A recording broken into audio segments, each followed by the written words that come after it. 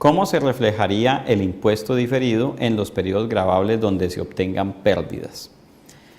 Bueno, cuando la entidad obtiene pérdidas, y ese tema lo estuvimos tratando mucho en la gira que hicimos sobre impuesto diferido, que a propósito vamos a hacer otra relacionada también con el impuesto diferido, pero ya ajustada a la nueva reforma tributaria, donde vamos a estar haciendo casos aterrizados a esa nueva reforma. Entonces, resulta que el impuesto, cuando la entidad tiene pérdidas en un determinado año, la legislación colombiana permite que esas pérdidas se compensen en periodos futuros. ¿Esto qué genera? Esto genera para la entidad un derecho de compensar las utilidades futuras y con ello de disminuir el pago de impuestos futuros. Quiere eso decir que cuando la empresa presenta pérdidas fiscales, obtiene un derecho, nace para la empresa un derecho de pagar menos impuestos en el futuro cuando obtenga otras utilidades para compensar las pérdidas. Eso está establecido en la sección número 29 de la norma para pymes, donde habla del impuesto a las ganancias. Este impuesto de las pérdidas no es un impuesto diferido, es un impuesto corriente, porque corresponde efectivamente a una pérdida que ya se presentó. Presentada la pérdida, la entidad tiene un derecho de disminuir impuestos futuros. Por eso se llama hoy un impuesto corriente, porque ya la pérdida se presentó, corresponde a la pérdida del año. Esa pérdida genera el impuesto a las ganancias corriente y después en los años en los cuales se compensen las pérdidas, entonces en esos años se va a disminuir o se va a aplicar ese impuesto corriente para llevarlo pues al estado de resultados. Voy a mostrarles un ejercicio, o más bien vamos a hacer un caso sencillo aquí en Excel para que miremos qué pasa cuando hay pérdidas y cuando esas pérdidas se compensan.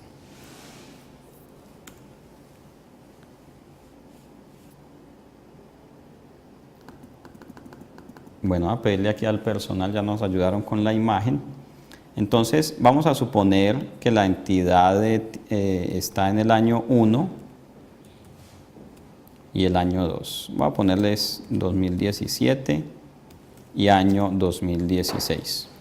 Y suponga que aquí va a mostrar la utilidad y aquí va a mostrar la pérdida fiscal. Bien, entonces, suponga usted que en el año 2016 no hubo utilidad, sino que se presentó una pérdida fiscal, por ejemplo, de 100 millones.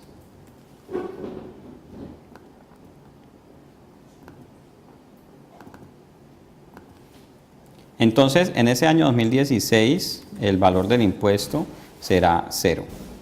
¿Qué pasa en el 17? Suponga usted que en el año 2017 se presentaron utilidades por 300 y se compensó la pérdida fiscal. Entonces voy a decir aquí compensación de pérdida fiscal.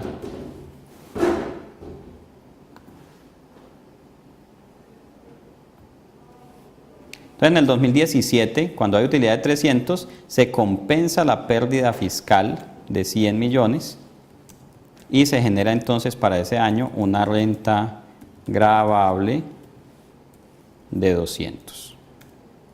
Y por lo tanto un impuesto de 200, voy a ponerle de una vez una tarifa del 33% voy a poner. Bueno, la tarifa que haya quedado en la reforma. Voy a ponerle el 34. Voy a poner aquí, utilicé una tarifa del 34%.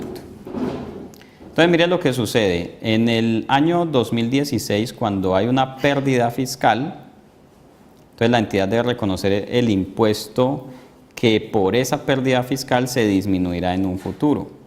Entonces, en el año 2016, la entidad reconocerá un activo y un ingreso por el impuesto correspondiente a la pérdida, que es el valor que podrá disminuir cuando compense dicha pérdida. Entonces, en el 2016, simplemente la entidad va a decir que tiene un ingreso, un activo por impuesto corriente que será igual al 34% de esta pérdida. 34% de esa pérdida. Y la contrapartida será un ingreso por impuesto a las ganancias. En otras palabras, el gobierno está asumiendo parte de esa pérdida. Por eso la entidad reconoce un ingreso de 34 y un activo por impuestos corrientes de 34. En el 2017, la entidad va a reconocer el impuesto, un impuesto a cargo, que es el que viene de la declaración de renta. Ese lo va a reconocer como gasto, por lo que me dio en la declaración que hice aquí arriba por 68 millones de pesos.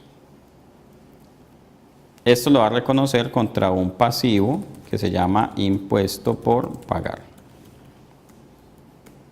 Y en ese año, como hizo la compensación de las pérdidas fiscales, entonces lo que va a hacer es eliminar este activo que había reconocido. Aquí lo voy a eliminar, 34 millones, con efecto gasto. Gasto, impuesto corriente. ¿Este tratamiento para qué sirve? Fíjese. Mire lo que va a pasar en el año 2. En el año 2, cuando las utilidades son de 300 millones de pesos, si yo busco el impuesto de 300 millones, me da 102 millones. Pero la declaración de renta solamente me está dando 68. Entonces, si yo calculara la tasa de tributación con estos datos, me daría una tasa de tributación errada, una tasa de tributación del 23%, cuando realmente la tasa de tributación es del 34%. Entonces, por eso la norma me dice que en el año donde haya pérdida, en este caso el 2016, reconozca el impuesto correspondiente a la pérdida como un activo por impuestos corrientes, el cual voy a llevar a resultados en el año en el cual compense esas pérdidas. Este tema pues es un tema un poco complejo para entenderlo en 2 o 3 minutos, pero de todas maneras aquí les dejo lo que sería la contabilización para el 2016, cuando se genera el impuesto relacionado con las pérdidas, y en el 2017, cuando se compensa la pérdida. Fíjese cómo estos dos, que suman 102 millones, que sería el impuesto correspondiente a las utilidades del periodo. Para mayor información, pues deberán consultar ustedes la sección 29 del impuesto a las ganancias, o con mucho gusto me da una llamadita y cuadramos una consultoría ya en su empresa para mirar el caso puntual.